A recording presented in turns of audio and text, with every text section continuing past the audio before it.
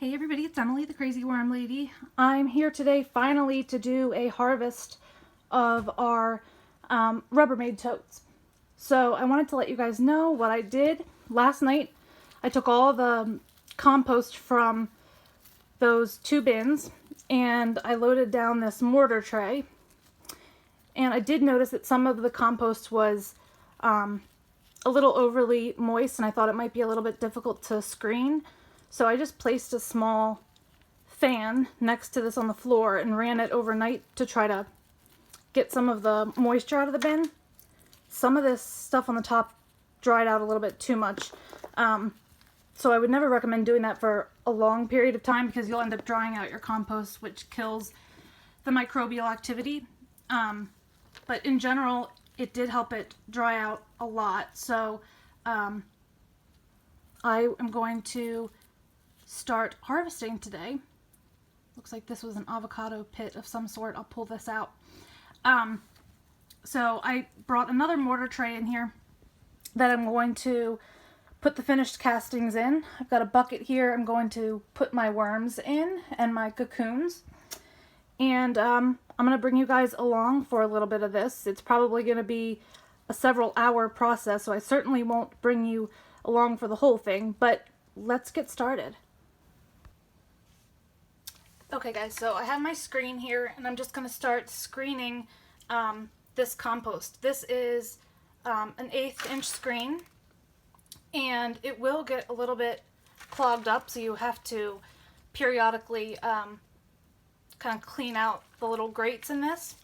So I usually just put a couple handfuls and then I sift.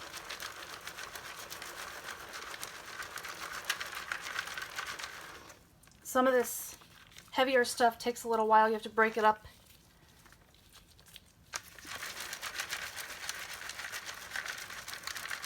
And I just sift it. I don't see any worms in this bunch. It is right off the top. So I'm not going to have too much trouble having to pick worms out of this set. And then any of the bigger clumps that don't break up right away, I'll probably throw back in and let them sit and dry out as I'm doing this process. And this is still finished compost. It's just compost that is a little bit more compacted. So usually I will just throw this in as well. This is mainly a process for me to try to pick out some of my worms. Okay guys, so I've been at it for about 15-20 minutes and these are the worms I have gotten out so far.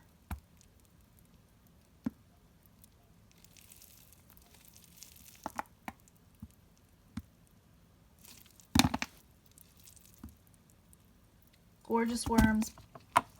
I left one of these little cloths in here so they can climb under it if they like, but they usually just ball up.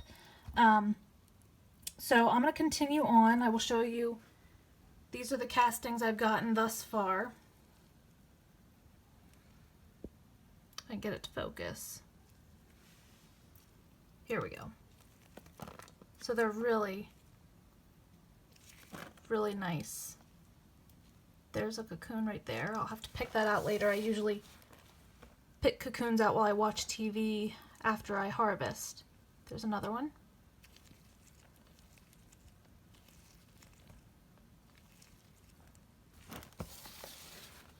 But you can just see the fine grains of this. It's just absolutely lovely. Another cocoon.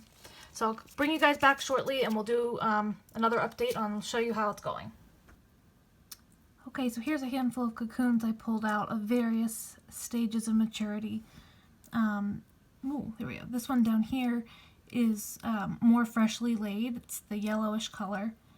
And as they get darker to almost these like orange or dark amber color, those are the ones that are closer to hatching.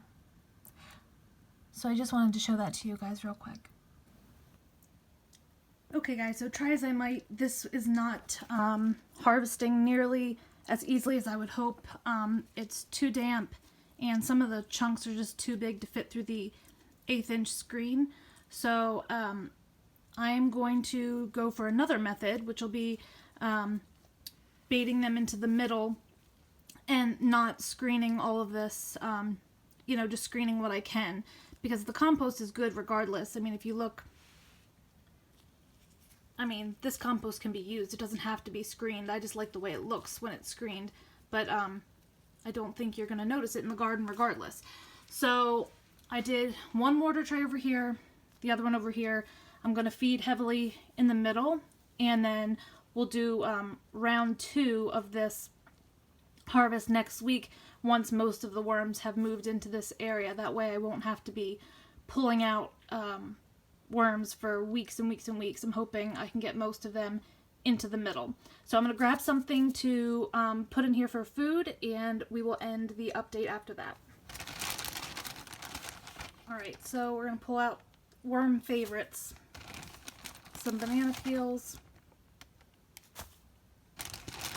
some cucumber skins here. I'm going to do the same over here in this one.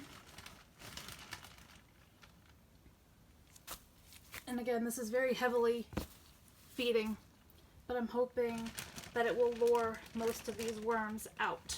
So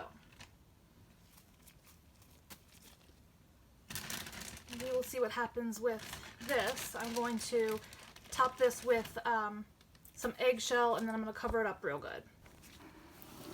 Okay, so you always want to make sure, especially in an open bin like this with no lid, that you cover up your scraps really well. And I'm adding all of this dry, hoping that the fruit will put off some moisture, and hopefully it can absorb a little bit of the moisture from around it as well. And as you can see, I have not done a whole lot of harvesting methods. Usually the screening works for me, and since it is not working this time around, I'm just gonna kind of play around and see what happens. So this is relatively well covered. I'm gonna throw some of those cloths that I have over top of all of this when I'm finished, because you don't want the top to dry out. You need it to kind of dry out evenly. So I am going to throw those cloths over the top, and we'll give this kind of migration to the middle method a shot. And if that doesn't work, we might try like the piling it up and driving the worms down with light, that method as well. So that's going to be the update for right now. Sorry it wasn't quite as effective as it has been for me in the past. I think these castings just got a little too wet, but I enjoy being able to bring these updates to you guys because there's so many different ways to do things, and I like to show you what I try and what works and what doesn't work. So like this video, subscribe if you want some more content from me, and I will be back for part 2 next week.